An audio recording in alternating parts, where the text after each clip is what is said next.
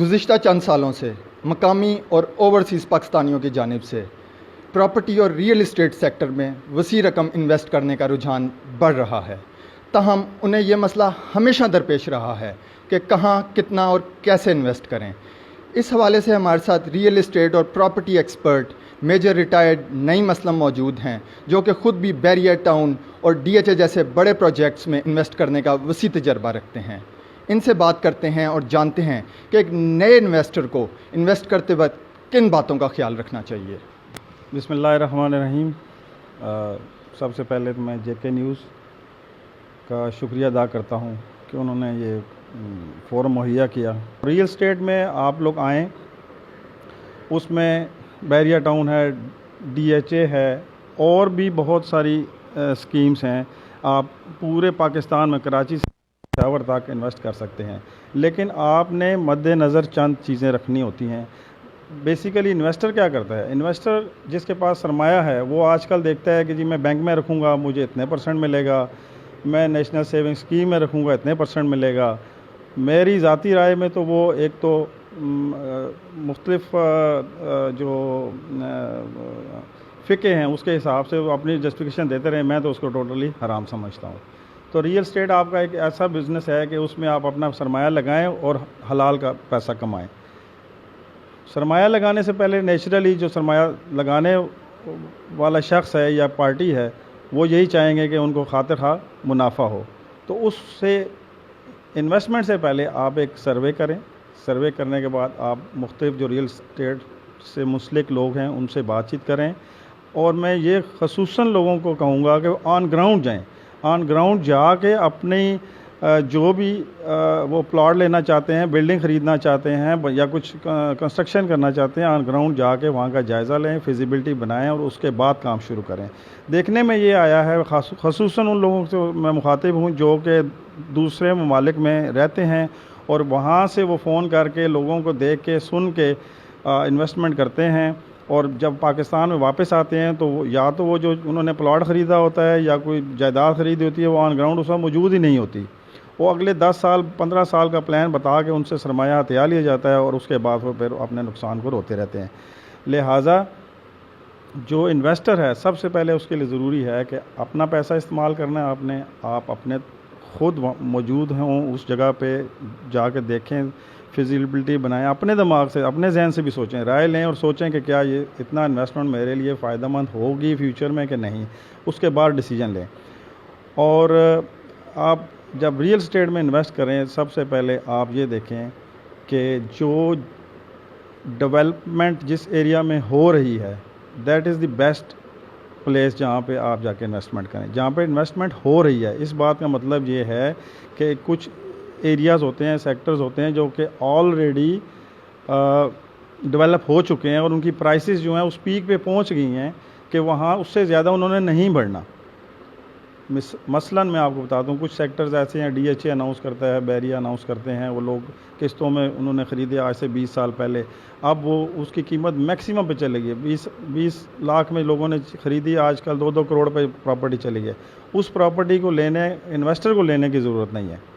اب آپ دیکھیں جہاں پہ ڈیولپمنٹ ہو رہی ہے آج کل ان کی پرائسز، اس جگہ کی قیمتیں کم ہیں، آپ وہاں انویسٹمنٹ کریں اور نیئر فیوچر میں آپ کو منافع ملے گا، انویسٹر کو بھی ملے گا اور جو بائر ہے اس کو بھی منافع ملے گا، اور پھر تیسری جگہ بھی اگر کوئی خریدے گا اس کو بھی منافع ملے گا۔ تو یہ ایک طریقہ میں بتا رہا ہوں کہ آپ سوچ سمجھ کے انویسٹ کریں، لیکن یہی ٹائم ہے پراپرٹی بائی کرنے کا آج کل جو وقت جا رہا ہے، اور فیوچر میں منافع کمانا۔ لوگوں کو کافی مشکلات درپیش آتی ہیں کہ اتنی زیادہ ہاؤسنگ سوسائٹیز اس ٹائم ہیں، لاہور میں آپ دیکھ لیں، راولپنڈی میں دیکھ لیں اور دیگر بڑے شہروں میں، اور لوگوں کو وہاں ڈیسیجن کرنے میں بڑی مشکلات درپیش آتی ہیں کہ کہاں پہ وہ اپنی انویسٹمنٹ کریں جہاں پہ ان کی انویسٹمنٹ سیو رہے اور وہ بعد میں منافع بھی کما سکیں۔ اس حوالے سے آپ ہمارے بتائیں لوگوں کو کچھ نہ۔ یہ بڑا اچھا آپ نے امپورٹنٹ کویشچن کیا ہے۔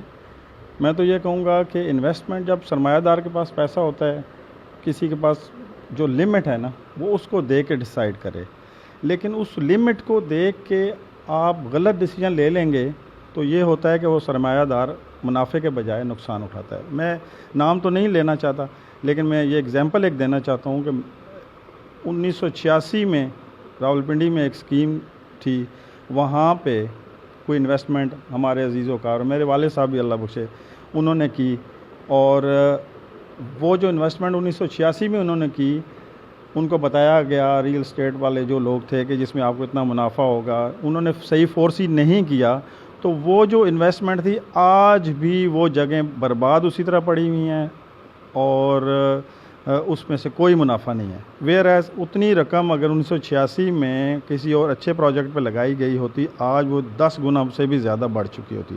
لہٰذا غلط انویسٹمنٹ کرنے سے بہتر ہے کہ آپ اس پہ 10 دفعہ سوچیں اور انویسٹ کریں.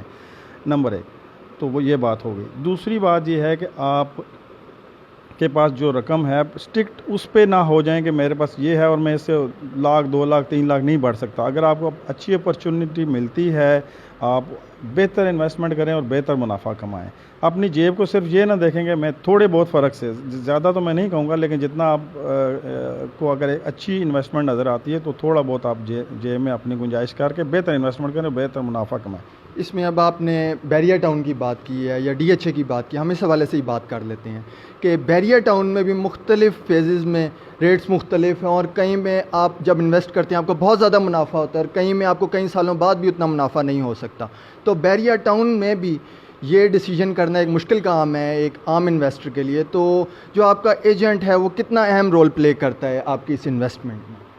جی یہی بات میں ایکسپلین کرنے کی ارلیئر کوشش کر رہا تھا کہ آپ ایک اپنے صرف جیب دیکھ کے اور اپنا مائنڈ ایک صرف دیکھ کے اس پہ نہ چلیں. آپ جو آپ کا ریئل اسٹیٹ کا ایجنٹ ہے ان سے رائے لیں تاکہ وہ رسپانسبلٹی لیتا ہے کہ آپ کو جو انویسٹمنٹ کراتا ہے اس کو رسپانسبلٹی اس کو دیں اور پھر جا کے انویسٹ کریں. اب آپ بیریا ٹاؤن کی بالخصوص بات کر رہے ہیں تو بیریا ٹاؤن میں تو ایک بہت واسٹ ہے. آپ کراچی سے لے کے پشاور، راولپنڈی، لاہور، آپ جدھر بھی چاہیں انویسٹ کر سکتے ہیں. لیکن بیریا ٹاؤن بھی ایک جو پراپرٹی ہے وہ پہلے خریدتے ہیں، پروکیور کرتے ہیں، پھر آگے وہ ڈیولپ کرتے ہیں، پھر سیل کرتے ہیں. تو آپ کو ساتھ ساتھ انفارمیشن دی جاتی ہے کہ بھئی یہ ابھی جس طرح ریسنٹلی پشاور والوں نے اناؤنس کیا ہے، تو آپ جب آبزرو کرتے ہیں کہ ڈیولپمنٹ شروع ہوئی ہے اور سیل پرچیز اس کی شروع ہو گئی ہے اور آپ کی جیب اتنی اجازت دیتی ہے، ایسی جگہوں پہ آپ ضرور انویسٹ کریں گے، آپ کو سرمایہ ملے گا. لیکن سم ٹائمز ایسا ہوتا ہے رکاوٹیں آ جاتی ہیں، بڑی بڑی سوسائٹیز کو، DHA کو بھی آئی ہیں، اسی طرح بیریا کو بھی رکاوٹیں آتی ہیں. تو اس کا مطلب یہ نہیں ہے کہ وہ آپ بالکل انویسٹمنٹ کرنا ادھر چھوڑ دیں یا سوچیں، لیکن آپ ان سیفسٹ پلیسز پہ انویسٹمنٹ کریں تاکہ آپ کو منافع. اور سیفسٹ پلیس آپ کو دور بیٹھ کے دوسرے ممالک میں بیٹھ کے پتہ نہیں چل سکتا. سیفسٹ انویسٹمنٹ آپ کو ریئل اسٹیٹ ایجنٹ ہی بتائے گا. مستقبل میں انویسٹر حضرات میجر ریٹائرڈ نعیم اسلم کی بتائی باتوں کی روشنی میں اپنی رقم کو زیادہ بہتر انداز میں اور منافع بخش جگہ پر انویسٹ کر سکتے ہیں. اویس حبیب، JK نیوز.